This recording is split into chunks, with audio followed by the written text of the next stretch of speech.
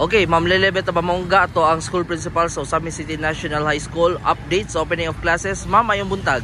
Mayong buntag, sir. Salamat kayo sa pagdalikat diri sa Usami City National High School para mahipahibalo nato ang atong mga ginikanan, atong katawhan nga well-organized ang atong eskwelahan. O gi-open nato ang atong pikas nga gate. Salamat kayo Mayor Attorney Indy nga sa usa lang nato nga ato abitong request automatic dayon nahatag. So open dito nga maoy giagian karon sa mga dagko nga dam para sa development aning ato ang oval karon nga makita nato no tunga na gyud ang natambakan o hapit na gyud ni siya moman nga anyway gitarget nato ni siya nga basin og 2 months after hapsay na gyud ni siya. Nindot na gyud kayo ang atong oval. Og salamat kayo Mayor Andy no kay nakita po nato nga atong swimming pool. Sige po gihapon gatrabaho ongoing, nga ongoing nga atong mga kabatan-unan nga naay skill sa swimming dili na mo adto sa lain nga lugar no para pagrenta pag-abang sa ilahang pag-practice kundi diri na lang dayon sila sa atong eskwelahan. So makita nato ang atong mga improvement.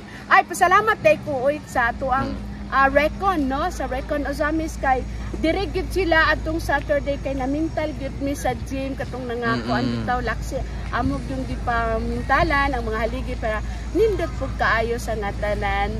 Ato nakita nga hapsay kayo ma'am no ato ang opening karon di pares kani adto bitaw nga kalandraka sa mga motor kundi may estudyante. So karon salamat kayo kay tungod sa atong mga department heads, atong mga teachers nga nagfacilitate jud sila sa ato ang opening sa ato ang klase. So makita na to, ready na sila.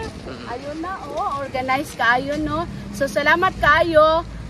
Bear with us lang gyud ta kay atong ampingan nga tungod kay naman ang construction sa atong oval sa atong kuan di gyud nato kalikayan nga mubisig gyud ang ato ang mga gate.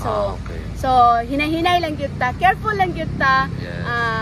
Kay construction is ongoing manggod. So salamat sa mga ginikanan sa pag-trust ninyo nga diri gihapon nag-eskwela ang atong mga kabatan-onan sa atong mga estudyante. Paningkamot gihapon mo nga mag-cut-on diri sa Usami City National High School para sa sakto nga kaugmaon. God bless. Uniform is required ba karon school year? Sa karon kanang dili man gyud required ang pagsuot og uniform sa atong mga estudyante, but then during sa meeting nato last week sa grade 7 nga parents, 8, 9, 10, 11 and 12 nga mga parents, gusto gyud nila nga mag-uniform ang mga bata para makita nila ba nga neat ang atong mga bata nga miskwela, safe pod no kay kung naka-uniform atong mga bata safety sila nga maglakaw sa kadalanan.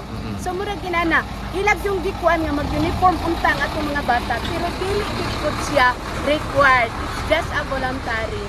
Pero nindot kayo kay makasave yun sila pod. Kaya nakita na to, mga kabataan na to, murag complete uniform na yun. Wala pa ta naka-orient sa ilahang mga bata nga unsa ilahang activity sulod sa classroom karon pang adlaw. But then ang mga ginikanan gusto jud nila during sa ato ang orientation nila last week sa tanang year level nga mga ginikanan. Gusto din nila nga mag-uniform ang ilang mga bata para iniglakaw nila sa kadalanan. Estudyante gyud sila kayo. Dili sila mag-uniform. Ay, mura sila gikan. Diba? Yes. Lagi. Okay, lastly ma'am, usay direktiba ni SDS ning Falago alang sa tuang mga school heads to dinhi sa division sa Usamis.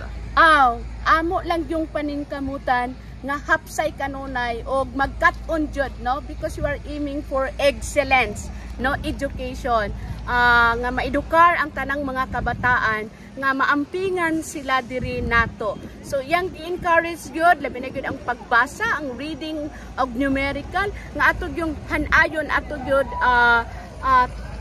tagaan og more time ang atong mga kabataan para ani nga mga literacy and numeracy. And also dili lang kanang iya pag yung gi-encourage nga ang tanan ang mga ginikanan mutabang gyud magtambayayong gyud mag-collaborate gyud mi each other sa mga ginikanan para sa kalambuan nga atong mga bata maayo mo basa, maayo sila sa matematika o babad pa.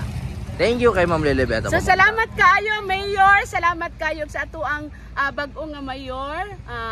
Attorney Sam, salamat kayo sa pag-anhin ninyo diri last week para sa pag-distribute sa mga TV, no? Yes. Ngayong gipanghatag sa tanang mga eskwelahan sa elementary. Hopefully, apilo na po ang grade 7. Sa umaabot. Thank you so much. God bless po, everyone. Thank you, ma'am.